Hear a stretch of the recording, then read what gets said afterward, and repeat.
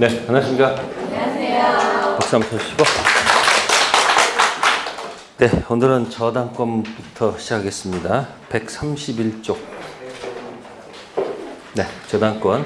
저당권은 담보 물건입니다. 무슨 물건? 담보 물건. 네, 용익하고 담보가 있을 때 우리가 소유권은 뭐하고 뭐가 있어요? 사용하고 뭐하고? 수익, 처분 권능이 있죠? 여기서 사용 수익을 주는 게 뭐고? 용익이고, 처분권 주는 게 뭐다? 담보물권. 그래서 담보물권은 2편에 있죠? 몇 편에 있어요? 네, 그러면 담보물권 위에는 뭐가 있을까? 네? 아니, 3편 채권이 있어서 그래. 3편 뭐가 있어서?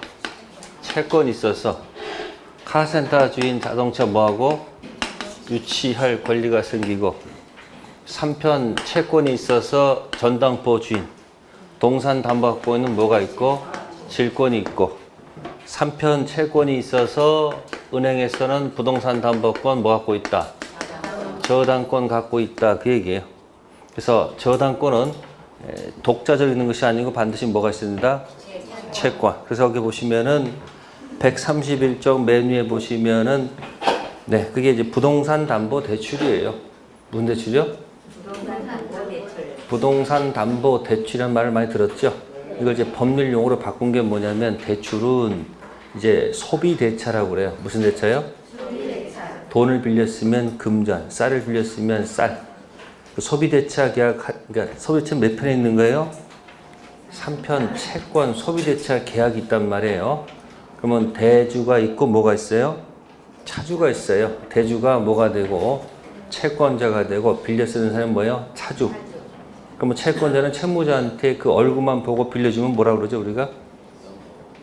담보 없이 하면 무담보 대출. 그냥 신용으로 빌려주는 경우도 있습니다만 이제 신용이 안 되고 뭐 가지고 이제 담보를 갖고 와라 그런 얘기죠. 그래서 사람이 인적 담보가 들어가는 것이 보증인. 뭐 쓰는 거? 인적 담보가 뭐고 보증인이고 물적 담보가 뭐예요? 여기 유치권, 질권, 저당권. 아시겠습니까? 그럼 부동산 담보를 갖다 고친 말이 뭐예요? 저당권이에요. 부동산 담보권을 뭐라 한다? 저당권. 그럼 저당권 제공자가 있고 저당권 받은 자가 있겠죠? 네. 그럼 왼쪽 보시면은 부동산 담보권 제공자는 설정자라고 합니다. 무슨 자요? 저당권 설정자는 채무자일 수도 있고 누구일 수도 있다. 제3자일 수도 있죠. 이 제3자를 물상보증인 이렇게 얘기해요. 물상 뭐라고요?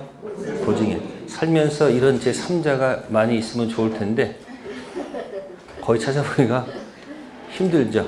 누가 대신 내 대신 뭐야? 담보 제공할 사람 뭐야? 뭐 가족 정도가 될 겁니다. 그죠? 그래서 담보 제공자는 채무자일 수도 있고 누구일 수 있다? 제3자일 수도 있다. 그러면 이제 채권자가 뭐가 되는 거예요? 네? 저당권자가 되죠. 그럼 시험 지문에 저당권 설정자, 목적 부동산 점유한다. 맞아요? 틀려요? 틀려요.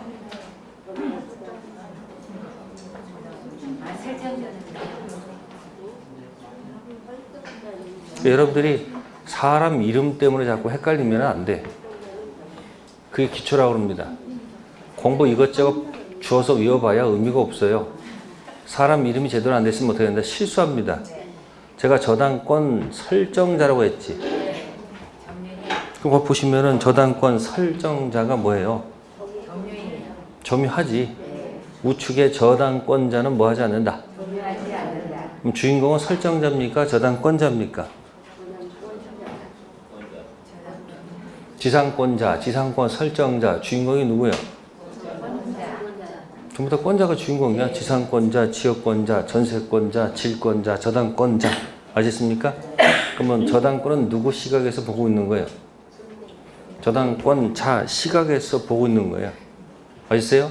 저당권 제공자는 점유를 한다 안 한다? 하죠. 저당권자는 점유를 안 하죠.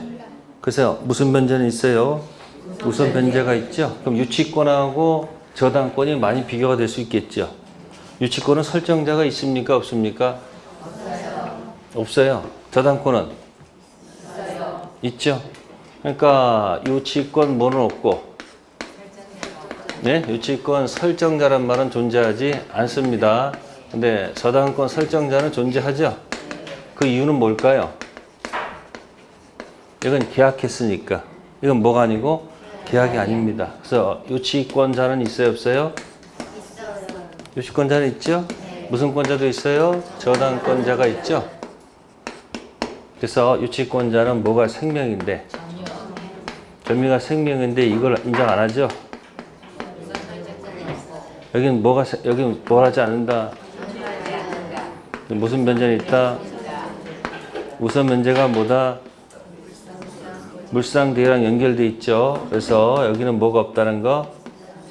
물상대가 연결되지 않습니다. 건물이 화재가 나면 유치권자는 불 끄러 가야 돼요. 그래서 화재가 몽땅 나가지고 화재 보험금이 있어도 못 들어가. 뭐가 없어서? 입장권이 없었어. 근데 여기 이 사람은 불 끄러 가야 불 구경해. 그래서 화재 보험금으로 입장권 들어가는 게 뭐야? 물상대입니다. 그래서 지금 131쪽에 1. 저당권은 점유를 뭐요? 요소로 하지 않는다. 본권을 공부하지만은 본권을 지배하는 게 점유권입니다. 뭐라고요? 본권 떠들어대봐야 의미가 없어요. 뒤에서 움직이는 게 뭐다? 점이요. 그래서 거기 1번. 1번은 두 번째 줄에 저당권 존재는 반드시 등기 또는 등록에서 뭐 할 것? 공시돼야 됩니다. 점유를 하지 않으니까. 이때 가장 좋은 예는 뭐냐면 수목 집단 공시 방법. 수목 집단 공시 방법은 법률에 등기된 임목과 관습법상 인정되는 명인 방법이 있죠. 그럼 등기된 임목은 등기가 돼 있으니까 뭐요? 소유권 나아가서 저당권까지 설정할 수가 있겠지. 근데 관습법상 인정되는 명인 방법은 명백 인식 방법. 소유자가 누구라고 명백하게 표시하는 방법밖에 안 되지. 등기가 아니니까 저당권은 설정할 수가 없습니다. 그래서 명인 방법 나왔을 때 저당권이 붙어 있으면 그 지문은 틀린 거예요. 문제 풀다 보면 자기도 이렇게 하게 돼 있어요. 아시겠어요? 그래서 등기 등록된 거면 뭐가 된다? 저당권 설정할 수 있다는 거 조심하시고요. 다음 가로 2번에 중요 표시에 뭐 있습니까? 저당권은 점유를 뭐요? 요소로 하지 않으므로 저당권은 원칙적으로 과실에 뭐 하지 않는다. 그 위에 보시면은 점유는 누가 해요? 설정자가 하지 않습니까? 그러니까 꽃 중에 꽃이 무궁화꽃이고 담보물건의 담보물건 키 뭐냐면 저당권이야. 부동산 담보로 제공해서 모두 하고 돈도 빌려 쓰고 계속 자기가 목적 부동산을 뭐 하니까 점유하잖아. 그러니까 만약에 임대하게 되면 차임이 누구 거예요? 설정자 거예요? 저당권자 거예요? 설정자 거지. 그럼 저당권자는 안 가져가잖아요. 그죠? 뭐 하지 않기 때문에? 점유를 하지 않기 때문에. 그 주인공은 누가 아니고 저당권 설정자 시각에서 보는 게 아니고 누구 시각에서? 저당권자 시각에서 본다는 얘기예요. 그래서 과실은 원칙적으로 효력이 미친다, 미치지 않는다? 미치지 않습니다. 다만 저당부동산 압류 후부터는 미쳐요. 과실. 다음 세 번째, 저당권자 중요 표시에 저당권은 뭐를 하지 않는다? 점유를 수반하지 않으므로 목적물 반환. 반환 동그라미. 반환이 뭐죠? 점유 내놔. 그러니까 저당권자는 204, 205, 206조는 존재하지 않고 따라서 몇 조도 존재하지 않고 213조도 존재하지 않고 몇 조? 214조. 저당권 반환은 없다. 여기 전부 다 점유와 연결된 겁니다. 아시세요? 자, 그 다음에 페이지 넘겨보세요. 네, 가로 3점 보시면은 우선 변제 받을 수 있는 피담보 채권 범위 5개입니다. 몇 개요? 5개. 그럼 우선 변제 받을 때 피담보 채권 범위가 어디까지 하는 얘기죠? 360조입니다. 첫 번째가 뭐고? 손가락 펴보세요. 원본. 이자, 위약금, 그 다음에 채무 불이행 손해배상. 이게 지연이자야. 1년분. 그 다음에 실비.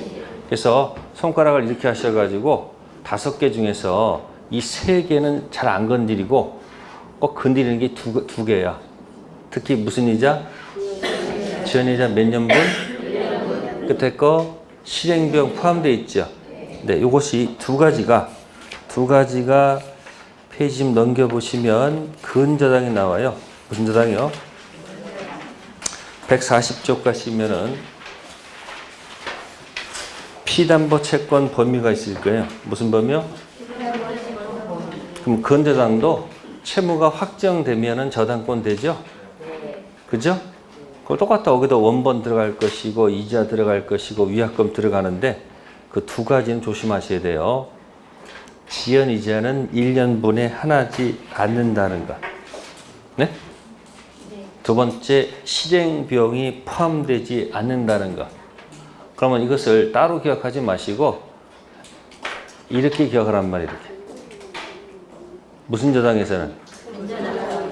이 끝에 거 두 개 있지. XX. 지연이자 1년분에 하나지 않는다. 실행비용이 포함된다, 포함되지 않는다. 어차피 하는 거. 그래서 그 360조가 근저당에서도 굉장히 뭐예요? 자꾸 거론됩니다. 됐어요? 네. 그 다음에 또 하나가 뭐냐면 가등기 담보권. 경매시 저당권으로 봐요. 뭐로 본다? 그럼 전제는, 법은 항상 전제가 있어. 가등기 담보권은 경매시 뭐로 본다? 저당권 본다. 그러면 시험에 가등기 담보권의 피담보 채권 범위와 저당권 피담보 채권 범위는 같다는 얘기죠. 또 써먹는단 말이에요. 어디서? 가등기 담보권에서 또 써먹는 조문이 몇 조? 360조 피담보 채권. 자, 다시 한번 가봅시다. 133조. 그래서 이렇게 열거된 조문들 자꾸 뭐 할 것? 연습할 것. 자, 그럼 여기 작년도입니까? 기출문제에 저당권 피담보 채권 범위에 뭐 하지 않는 거? 원본, 이자, 위약금, 실행비용. 그죠? 원본 이행기를 경과한 후 1년에 무슨 배상금? 지연 배상금. 자, 근데 네 번째 거 보세요. 저당 목적물 하자로 인한 손해배상금. 이게 들어갈 이유가 왜 없을까? 저당 목적물 하자 점유한 적이 없는데 이게 질권이면 해당이 돼. 질권은 질권자가 계속 뭐 하고 있으니까 점유를 하고 있으니까 거기 이제 질물 있죠. 하자는 손해배상금이 들어가는데 여기 들어갈 이유가 없습니다. 그래서 제가 여러분들한테 그 열거되는 것들 있죠. 법 조문에서 자꾸 뭐 되는 것들이 있어요. 이렇게 뭐 자꾸 이렇게 뭐 이렇게 열거하잖아요. 이렇게 예? 열거된 거 자꾸 거꾸로 읽어보란 말이에요. 거꾸로 로쿠 거라고 그래 제가. 뭐라고? 로쿠 거 조문에 시험에 나옵니다. 그래서 여러분들이 총칙에서 조건부 권리 무슨 권리? 조건부 권리 처분할 수 있어요? 네? 149조 처분, 상속, 보전, 담보로 할 수 있다. 담보를 할 수 있다는 거 자주 나오죠. 두 번째 물권법에서 자 여러분들이 법률 규정이 있었죠. 무슨 규정이요? 법률 규정 부동산 물권 변동 187조 시작. 상속, 공영징수, 판결, 경매, 기타. 이거의 유일한 예외가 245조 점유 취득 시효. 그 다음에 세 번째가 여러분들 간접점유. 무슨 점유? 간접점유. 간접점유가 권 차차치 194조. 아셨습니까? 그래서 지상권 나오고 두 번째 전세권 나오고 그 다음에 질권 나오죠. 왜 지역권은 빠졌고 왜 유치권은 빠졌고 왜 저당권은 빠졌을까?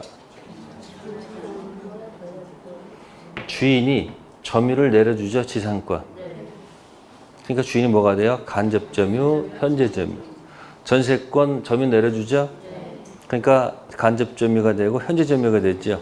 지역권자는 점유를 내려주지 않으니까 그냥 설정자가 점유자지 그냥 뭐 간접점유 안 나타나죠. 유치권에서는 뭐예요? 설정자가 존재하지 않기 때문에 간접적 말씀 쓸 필요가 없죠. 저당권 점이 내려와 안 내려와요? 다 지금 점이 얘기하고 있는 거야. 전부 다 무슨 얘기? 외운다고요? 안 외워져. 외우려고 빡빡 해봐요. 외워져? 절대 안 외워져. 여러분들 물건 집에 잘 보관하죠? 잘 보관했다 나중에 찾으려면 어떻게 돼요? 아무리 생각해도 생각이 나, 안 나? 안 나. 의식할수록 안 나. 그래서 어느 날 우연히 뭐 하다가 갑자기 멍 때리다가 갑자기 탁 생각이 나. 아, 제가 그렇거든요. 왜? 전 돈이 생기면 책갈피도 이렇게 책에다 이렇게 숨겨놓는단 말이야. 발견되면 바로 뺏기니까. 그거 어떻게 해요? 했다가 아침에 찾아야 되는 생각이 안 나. 어디 두긴 뒀는데. 그래서 제가 책을 이렇게 묻혀서 어느 날 갑자기 우연히 뭐 하다가 책 딱 보다가 돈이 딱 떨어져. 그럼 뭐야? 그때 그 기분은 이루 말할 수가 없어. 시험 볼 때도 막 생각을 해도 생각이 안 나. 할수록 더 뭐 한다? 긴장돼도 안 나. 그러니까 버렸다가 이렇게 보면 답이 보여. 버렸다 보면 답이 저기 보인단 말이야. 그런 원리를 이용하시라는 얘기야. 자, 그럼 여기서 지상권, 전세권, 질과. 그 다음에 뭐야? 사용대차, 임대차, 임치가 있어요. 전부 다 주인이 내려줘. 주인이 점유를 내려주면 주인이 뭐가 되는 거예요? 간접 점유가 돼. 점유를 안 내려주면 간접 점유가 아니에요. 간접 점유 있고, 그 다음에 네 번째 점유의 모습. 점유의 모습 있죠? 그냥 저는 이거 평공자선. 어디까지? 평공자산. 여기까지만 추정이 되고, 딱 하나 없는 게 뭐야? 추정되지 않는다. 그 다음에 지금 피담보 채권 범위. 무슨 범위요? 몇 조? 360조. 이건 뭐 열거된 것들 아니에요. 조문이 시험 문제 나왔는데 틀리면 그것보다 아까운 게 어디 있어? 여러분들은 판례가 중요하다 하지만 판례도 전부 다 어딜 기초로 하는 거예요? 아주 지겹도록 하는 거야 지금. 알아도 뭐 한다? 하는 거예요. 무슨 세계로 들어가야 돼요? 무의식 세계로 들어가야 됩니다. 그래서 여기 360조 잘 기억해 두세요. 자, 그 다음에 이제 133페이지 저당권 효력이 미치는 목적물 범위. 경매가 됐을 때 경락인은 목적 부동산 소유권 취득하죠? 근데 가끔 서로 다툼이 있는 경우도 있을까 없을까? 있겠죠? 그래서 제일 먼저 4분의 1번이 무슨 물? 자, 거기 부합물에서 가로친 데 있을 때 가로친 데 조심할 거 지상에 수목 있죠? 네? 건물에 부속물이라고 돼 있지? 혹시 혼돈일 수 있으니까 부합자 고치세요. 부합. 부속물 하지 마시고 뭐라 한다? 부합물로 고치세요. 왜 고치라고 했을까?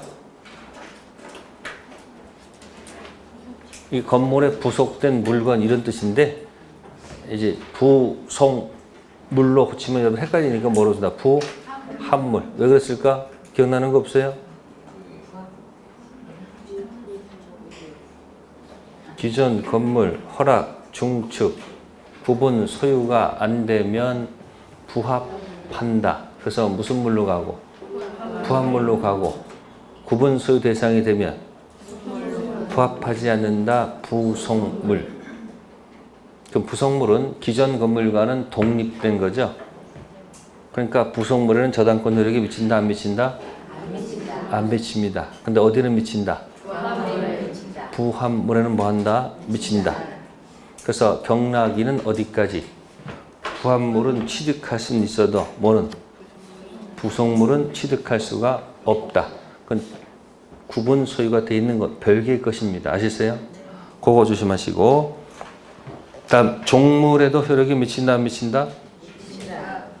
당연히 주된 부동산에 저당권 설정되면 종물에도 뭐야? 저당권 효력이 뭐한다? 미칠 것이다. 저당권 설정 전후 따질 필요가 없습니다. 저당권 설정 전이든 후든 다 효력이 미치는 걸로 되어 있고요. 자, 가로 3번 과실. 집을 담보대출 받아서 집세를 받아먹죠. 집세가 가실이고 집이 원물이에요. 그럼 원칙적으로 저당권 효력은 어디에 미치지 않는다? 과실에 미치지 않습니다. 아셨어요? 단 저당 부동산 뭐한 후 압류 후 돈을 안 갚어. 그래서 압류가 들어간 후부터는 뭐야? 채권자, 저당권자가 가져가도 뭐하다? 좋다. 점유를 요소로 하지 않겠다는 거. 그 다음에 가로 4번 무슨 대위? 네, 물상 대위. 자, 우선 변제권 인정되면 인정되겠죠. 지상권자는 우선 변제가 인정됩니까? 안 됩니까?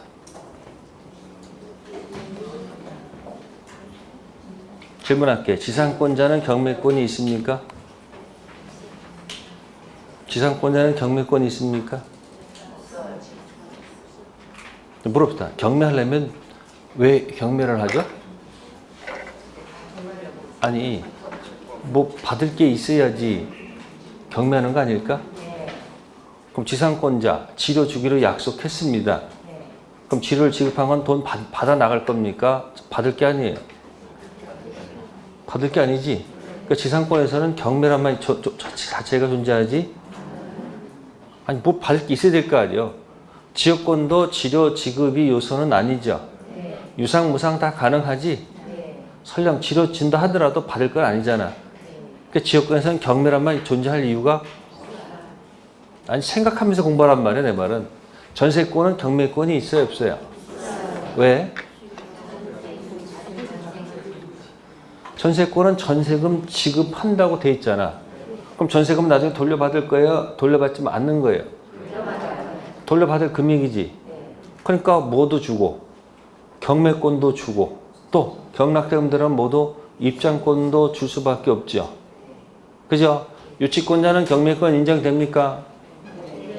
네? 네. 근데 입장권을 안 줍니다. 그러니까 다른 사람들이 다 받고 남으면 받을 수 있을지 몰라도 우선 면제받기 위한 경매가 아니고 그냥 금액이 얼마나 되는지 뭐야 한번 확인해보는 정도에 지나지 않습니다. 아시세요? 저당권자 경매권이 있어요? 받을 권리가 있잖아. 또 우선 면제도 뭐야? 인정한다는 얘기죠. 그럼 아까 제가 가등기 담보권 이코로 저당권이라고 했었죠. 그럼 가등기 담보권은 경매권이 있을까? 아니 전제가 있잖아요. 지금 가등기 담보권 이코로 뭐라고 했으니까 저당권이라고 전제를 깔아놔. 법은 항상 전제를 놓고서 얘기하는 거야. 그럼 가등기 경매권 있을까 없을까? 있다. 우선 면제권 있을까 없을까? 있다. 그게 가등기 우선 면제권 똑같아. 원본 이자 위약금 지연이자 몇 년분? 1년분 실행비용 들어갔겠지. 됐어요? 네. 그래서 여기 이제 물상대라는 것은 뭐가 있을 때 들어간다. 네? 우선 변제권 있을 때. 그러면 그거 조금 고급스럽게 하게 되면요. 저당권 붙은 토지가 있었다. 뭐가 있었다고요? 자, 이 토지가 매각이 됐습니다. 매각 토지. 또 하나는 수용 토지. 무슨 토지요? 수용 토지. 자, 매각됐다는 것은 이건 186조를 얘기하는 겁니다. 몇 조요? 186조. 이거는 187조를 얘기하는 겁니다. 상속 공영징수 있죠? 그거 얘기하는 거예요, 그거. 그러면 저당권 붙은 토지가 수용됐을 때 수용 토지에 저당권 여력이 미칠까 안 미칠까?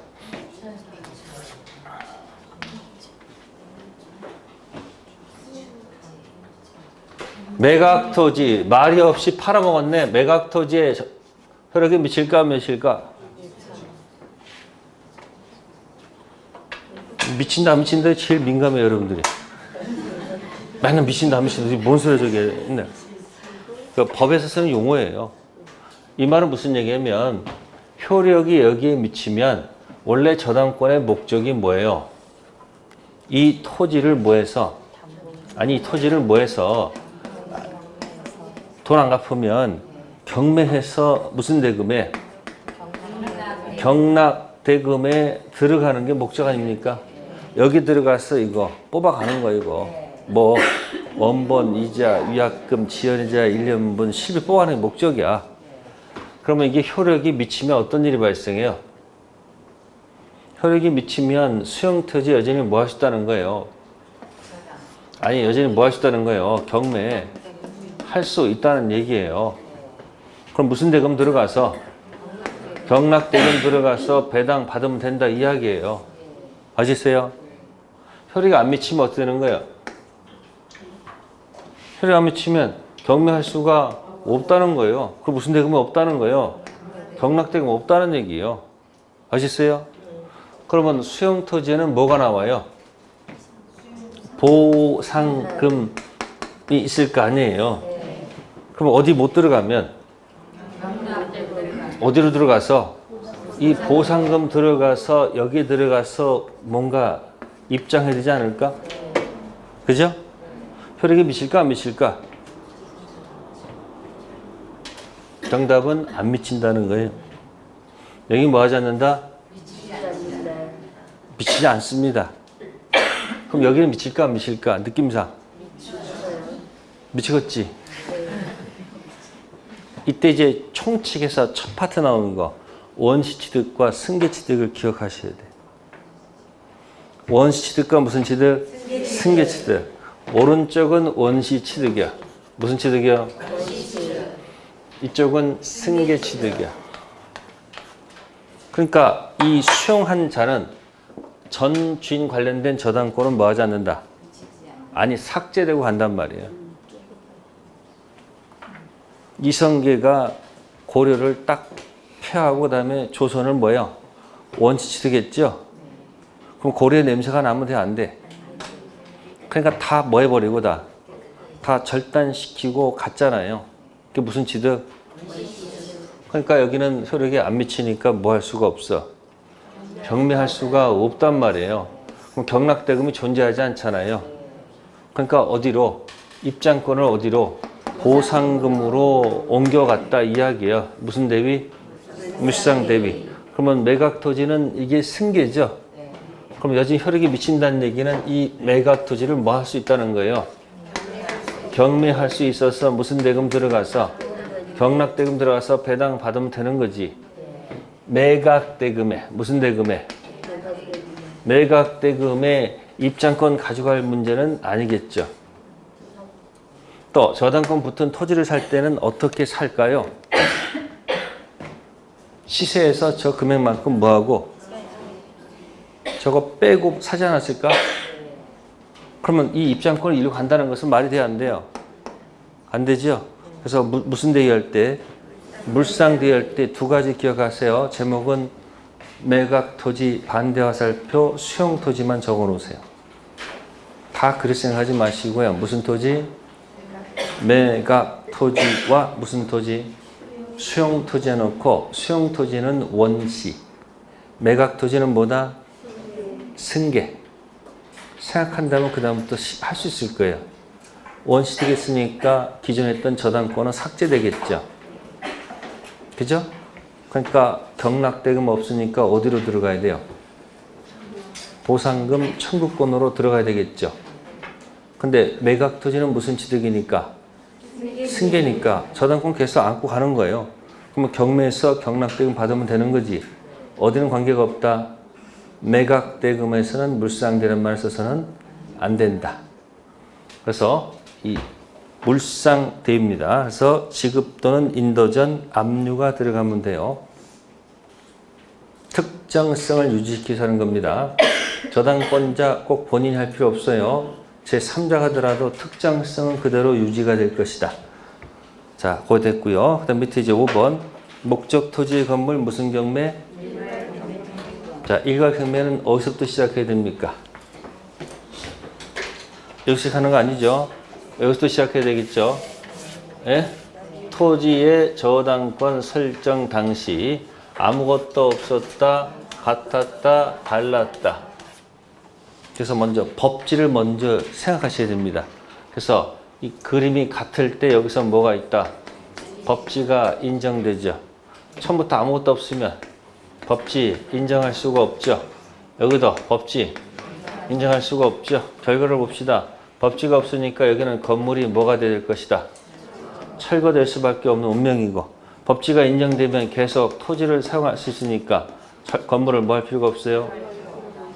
자, 다를 때는 어떻게 할까요? 응? 왜 다를까요? 지상권 받아와서 등기해서 건물 짓는 경우도 있고 무단 신축된 경우도 있고 여러 가지 원인이 있을 거 아니에요. 그 다른 원인 가지고 놀면 돼. 따라서 건물이 뭐가 될 수도 있고 철거 안 될 수도 있어. 운명이야. 그럼 제일 억울한 사람이 누구예요? 237 억울하단 말이에요. 그래서 철거를 한번 막아보자. 이 건물 철거를 한번 뭐 해보자? 막아보자. 그래서 고하는 것이 일괄경매예요. 뭐라고요? 그러면 처음부터 건물이 있으면 일괄경매는 안 된다는 거예요. 여기도 무슨 경매? 이 시작된 것만 봐도 다 낼 수 있습니다. 아시세요? 그래서 일괄경매는 어느 때? 아무것도 없었던 토지의 저당권 설정 후 건물이 뭐가 됐을 때? 신축됐을 때 건물이 뭐가 된다는 것? 철거될 수밖에 없죠. 그래서 이걸 막는 방법이 뭐다? 일괄경매. 따라서 처음부터 뭐가 있다면? 아니. 건물이 있을 때는 일괄경매 안 되고 안 됩니다. 그러니까 여기는 뭐도 없고 법칙 아무것도 없는 거예요. 됐죠? 자, 그러면 시작되는 첫 번째 5번에 1번.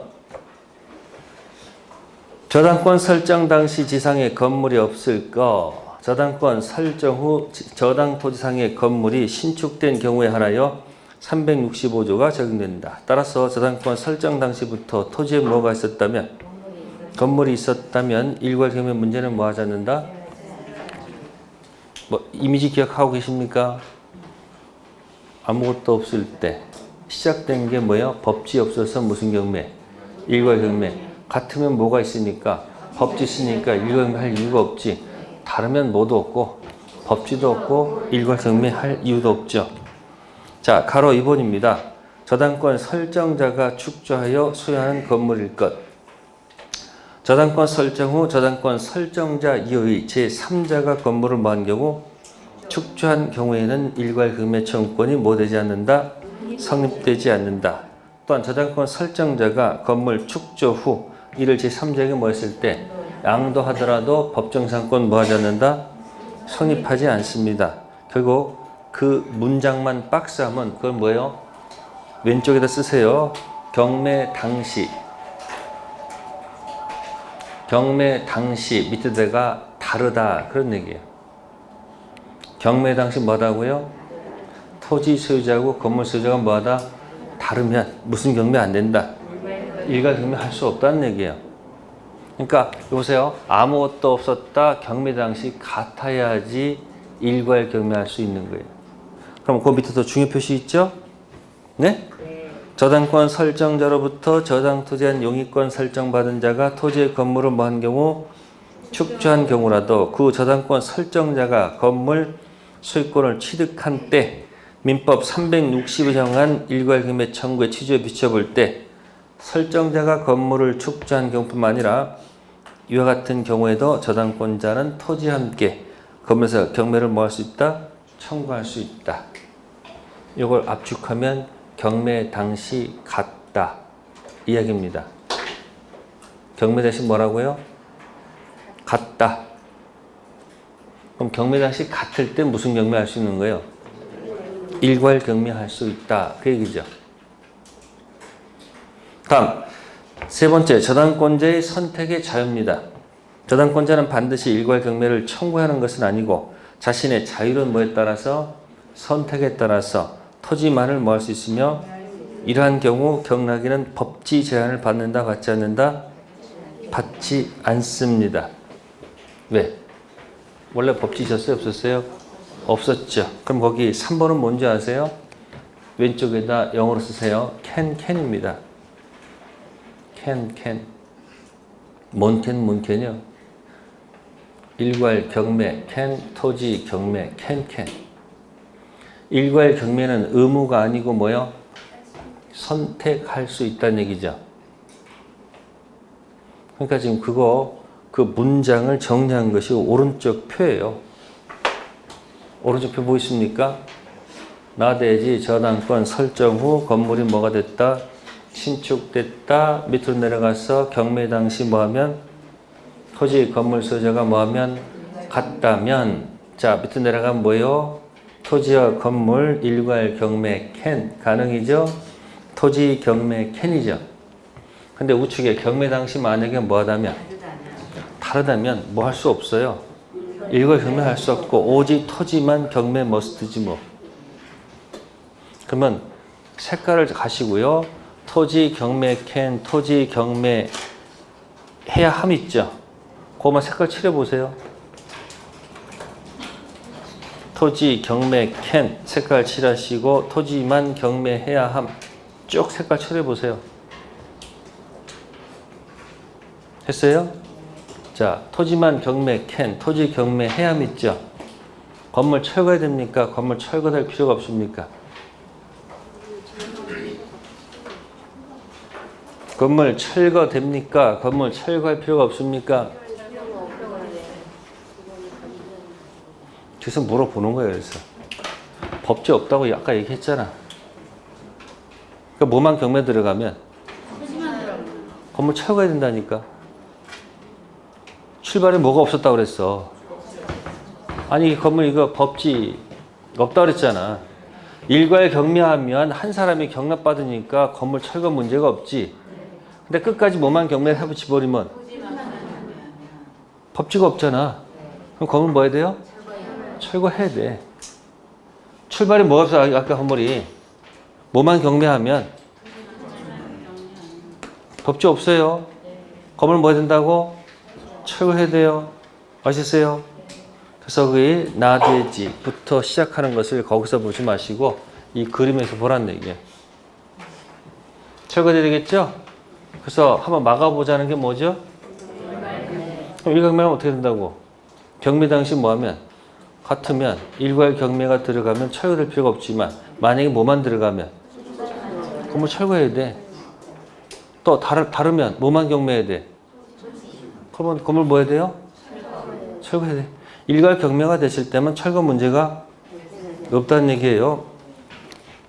네, 그래서 일괄 경매하고 법정지상권하고 묶어서 기억할까? 그럼 여기다 한번 해볼게요. 토지 위에 뭐가 있었다? 건물이 있었다. 갑갑. 네, 토지의 저당권 설정했습니다. 저당권이란 어디에만 미칠까요? 네? 토지만 미치지 어디는 안 미쳐요. 단독 저당이니까. 무슨 저당? 토지 건물 같았어요? 달랐어요? 같았죠? 그럼 뭐가 있어요? 법지 있죠? 근데 건물이 멸실됐어. 건물이 뭐 됐다고? 멸실됐는데 다시 여기다 건물 그대로 뭐야? 신축했어요. 자, 토지의 저당권 효력은 있습니까? 없습니까? 건물은 뭐 원래 설정한 적이 없었죠? 자, 건물이 멸실되고 신축됐습니다. 자, 법지가 있을까 없을까? 어떤 날은 있고 어떤 날은 없고 믿을 수가 없어.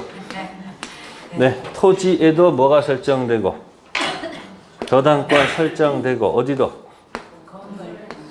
그러면 저당권 효력이 저당권이 두 개가 있었네. 여기도 있었고 여기도 있었네. 그죠? 토지 건물이 같죠? 뭐가 있어요? 법지 있다고 봐야 되겠지? 자, 건물이 멸실되고 다시 신축됐습니다. 건물이 멸실되고 다시 건물이 뭐가 됐다고? 똑같이 신축됐습니다. 토지 저당권 효력은 미칩니까? 안 미칩니까? 자, 건물에는 미쳐요? 안 미쳐요? 네? 미쳐 안 미쳐? 미칠 수가 없지. 왜? 있잖아요. 여러분 건물이 멸실된 다음에 다시 신축하더라도 기존 보존 능력 활용할 수가 없다고 했잖아요. 그러면 이건 데칼코마니죠. 그럼 똑같지? 그림 깨졌지? 그럼 여기 법지 있어 없어? 그럼 법지가 없는 거 인정 안 해준단 말이야. 여기는 그대로 똑같단 말이야. 그림 똑같잖아 지금 이렇게. 여기는 법지 인정한다 안 한다? 그러면 그 다음 문제가 뭘까? 보세요. 멸실됐지? 아무것도 없지? 건물 지었지? 그러면 이제 일괄 경매로 들어가는 거예요. 뭐는 없지만 무슨 당시? 경매 당시 같다면 can. 일괄 경매 can. 하기 싫으면 뭐로 들어간다? 토지 경매 can. 선택해서 들어갈 수 있다는 얘기예요. 그래서 나대지부터 시작하는 게 바로 뭐다? 일괄 경매라는 거 기억하세요. 넘기시고요. 자, 136페이지. 몇 페이지요? 맨 밑에 7번. 저당권, 용익권 관계. 가로 1번 저당권 설정 이전. 전이죠. 이전 대항력이 있는 용익권, 등기된 임차권 등은 저당권 실행으로 뭐하지 않고 소멸하지 않고 그러한 용익권 제한을 수반하는 소유권만 뭐한다? 취득한다. 이건 경락인이 안고 갑니다. 인수주의라고 그래요. 말소 기준 저당권 앞에 있는 것은 뭐하고? 안고 갑니다. 아시겠습니까? 그런데 밑에 가로 2번 저당권 설정 이후 들어간 무슨 자? 용익권은 저당권 실행으로 모두 뭐한다? 즉 실행되기 전까지는 뭐 할 수 있으나 용익할 수 있으나 저당권이 뭐가 되면 실행되면 목적물은 경락인에게 뭐 해야 된다? 인도. 요거는 소재. 경락인이 오른손으로는 악수를 청하고 왼손엔 빗자 들고서 싹싹 쓸어낸다는 얘기야. 어디 기준 잡아서? 아니 여기 말소 기준 권리가 저당권일 때 저당권 뒤에 있는 건 전부 다 뭐하고? 소재 삭제시키고 저당권 앞에 있는 건 안고 가는 거예요. 그래서 경락을 잘 받으면 어떻게 된다? 큰 이득을 볼 수가 있습니다. 안고 가는 게 많으면 경락 받으나? 많아겠지. 싹 없어지는 것도 있잖아요. 그런 것들은 경락 받으면 어떻게 되는 거예요? 그만큼 이득이죠. 자, 그런데 맨 밑에 중요 표시가 있어요. 자, 무슨 저당권? 거기다 2번 저당권이라고 바꿔보는 게 더 빠를 거예요. 몇 번? 2번 저당권 실행으로 목적 부동산이 뭐가 돼서? 경락돼서 선순위 1번 저당권. 1번 저당권이 함께 소멸한 경우 비록 후순위 2번 저당권자에게 대항할 수 있는 임차권이더라도 소멸된 선순위 저당권보다 뒤에 등기되었거나 대항력을 갖춘 임차권은 함께 소멸. 함께 뭐 한다고? 소멸. 이와 같은 경우에 경락인은 주택임대차법법 3조에서 말하는 임차주택 양수인 중에 포함되지 않는다고 할 것이고 따라서 임차인은 경락인에 대해서 임차권 효력을 뭐 할 수 없다? 주장할 수 없다. 그러면 지금 1번 저당권자가 있고요. 몇 번 저당권자가 있어요? 이 중간에 이제 뭐가 있다는 걸까요? 이 중간에 네? 후순위. 이게 누구 있어요? 여기 전세권자 또는 뭐야? 임차인. 뭐 대항력 갖춘 임차인 또 해볼게요. 그러면 여기가 경매를 하게 되면 여기가 기준이 아니고 기준은 항상 이 앞에 거예요. 아시겠어요? 그래서 선순위, 후순위가 있을 때 꼭 시험에 누가 경매를 한다면요, 꼭 얘가 한다고 해. 그러면 잘 보시면 이거 뭐라 그러죠? 이런 걸 1번과 2번 중간에 뭐야? 낀 임차인 있죠? 그래서 여러분들이 경매가 되면 자, 손 들어보세요. 왼손 오른손 있죠? 경매되면 1번 저당권, 2번 저당권 박수치고 사라진다. 경매되면 박수치고 떠나라. 뭐라고 해요? 그러니까 모든 저당권은 다 소재가 돼요. 그러면 사이사이 있는 것도 전부 다 어떻게 돼요? 압사. 박수치는 순간 어떻게 돼요? 죽는단 말이야. 그러면 경락인이 어디에 위치해 있는 게 아니고 여기 있는 게 아니고 경락인이 여기에 위치해 있는 거예요. 아시겠어요? 그러니까 경락인은 이걸 인수하는 거야? 소재시키는 거예요? 소재시킨단 말이에요. 그러니까 뭐 보고 들어가는 순간부터 아니 저당권 보고 들어가는 순간부터 죽을 각오 해야 돼. 혹시 뭐가 되면? 경매가 되면. 그래서 이 이야기가 주택임대차에서 서너 번 나옵니다. 그래서 경매가 되면 뭐 한다? 박수 치고 떠나라. 기억해 두세요. 중간에 낀 임차인 뭐 한다? 앞서 수습니다. 그러니까 이 사람 확정일자가 없으면 배당 받아 못 받아? 못 받아. 그러니까 이 사람 뭐 받고? 변제 우선 변제 받고 만약에 이 사람 뭐가 없으면 확정일자가 없으면 대항할 수가 없으니까 한 푼도 못 받고 날아가야 돼. 그래서 뭘 갖추라고 하는 거예요? 확정일자가 있으면 두 번째 배당 받을 수 있지. 배당 받고 끝난다는 얘기예요. 그래서 자주합니다. 경매되면 쓰세요. 여기다가 박수 치고 떠나라. 경매되면 뭐 치고 박수 치고 떠나라. 이제 실제 시험에 아주 복잡하게 한 문제는 여기 있어. 을의 주택이 있었다. 이 앞에 선순위 저당권이 설정된 주택에 들어간 임차인께서 대항력은 갖췄고 그 다음에 B가 후순위 저당권자가 들어갔고 확정일자는 후순위 뒤에 붙었다. 이거 문장 쓰는데 한 몇 줄 될 것 같아요? 한 5줄 이상 돼요. 딱 보는 순간 뭐다? 어디 중간에 꼈어요? 그러니까 1번, 2번 중간에 꼈으면 뭐야? 그럼 물어볼게. 시험 지문에서 여러분들 배당을 누가 먼저 받을까 여기서? 얘가 먼저 배당 받고 그 다음에 갑이 받을까? B가 받을까? 확정이 뒤에가 있잖아. 그러니까 얘가 먼저 배당 받고 그럼 이 사람 세 번째 배당 받겠지. 그럼 시험 지문에 배당 받는 순서를 물어보는 게 정답일 수는 없어요. 포인트는 새로운 경락인에게 뭐 할 수 있느냐? 대항할 수 있느냐 없느냐 그게 다 정답이지. 배당을 얘가 먼저 받고 이런 건 다 뭐야? 5개 지문을 뭐 하기 위해서? 만들기 위해서 억지로 만드는 지문들이야. 그럼 시험 문제에 이런 걸 내겠죠. 또 시험 문제는 뭐다? 말소 기준보다 앞에 있는 것보다 뭐 한다? 이렇게 1번, 2번 중간에 낀 뭐다? 임차인을 내는 거예요. 아시겠어요?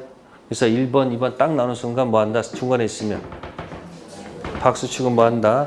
떠나라. 꼭 좀 기억해 두세요. 네, 137쪽. 네, 거기 표 들어가 있네요. 저당권자 204, 205, 206조 있어요, 없어요? 없죠? 저당권자는 설정자로부터 점유를 받아본 적이 없다. 그럼 뭐 하지 않는 자가? 점유하지 않는 자가 본권, 저당권 가지고 반환 점유를 내놓으라는 얘기는 있을 수 없죠. 방해 제거와 방해 예방. 이 친구 누구죠, 그러면? 친구. 점유가 내려오지 않는 게 어느 거야? 지역권하고 저당권. 점유가 내려오는 게 어느 거야? 지상권하고 전세권. 점유가 생명인 거. 유치권. 그래서 갑은 뭐가 없다? 본권만 있지 점유가 절대 없습니다. 소유권만 있지 절대 뭐가 없다고? 점유는 오직 누가 지배한다? 유치권자가 지배합니다. 아시겠어요? 네, 그래서 반환 청구권이 없다는 거. 네. 자, 다음에 넘기시고요. 다만 그 138쪽 가시면 몇 쪽 가시면 담보물 보충 청구권이라는 것이 있어요. 무슨 권? 네, 저당 목적물이 설정자 책임 있는 사유로 저당권이 아니고 저당물 가액이 현저히 감소한 경우 저당권자는 설정자에 대해서 원상 회복 또는 상당한 담보 제공을 뭐 할 수 있다? 청구할 수 있다. 거기다 조금 의미를 부여한다면 이전에 이런 문제가 나온 적이 있어요. 예, 토지에 수목이 있습니다. 수목은 종속 정착물입니다. 무슨 정착물이요? 그러면 토지의 저당권 설정되면 여기에 효력이 미칠까 안 미칠까? 토지의 저당권 설정되면 종속이니까 여기도 효력이 뭐한다? 미친다는 얘기죠. 그러면 경락인은 같이 취득한다는 얘기예요. 자, 그런데 이 갑이 있고 을이 있는데 자꾸 을이 이걸 벌채를 합니다. 뭐 한다고? 그러면 이 갑 입장에서는 누구 입장에서는 저당권자 입장에서는 뭐 할 수 있다? 벌채 중지를 요구할 수 있습니다. 뭐 할 수 있다고요? 요건 214조 준용한다는 말을 생각하시면 돼. 몇 조요? 이게 뭐죠? 방해 제거. 근데 밤사이에 다른 토지에다가 갔다가 뭐야? 몽땅 이 나무를 전부 다 뭐야? 다 팔아먹었습니다. 그럼 이걸 반출된 수목이라고 그래요. 뭐라고? 반출된 수목에 대해서 저당권자 갑께서 누구께서? 저당권자 갑께서 자 반출 수목 반환을 요구할 수 있을까 없을까? 반출 수목 반환 요구할 수 있을까 없을까? 213조는 준용할 수가 없잖아.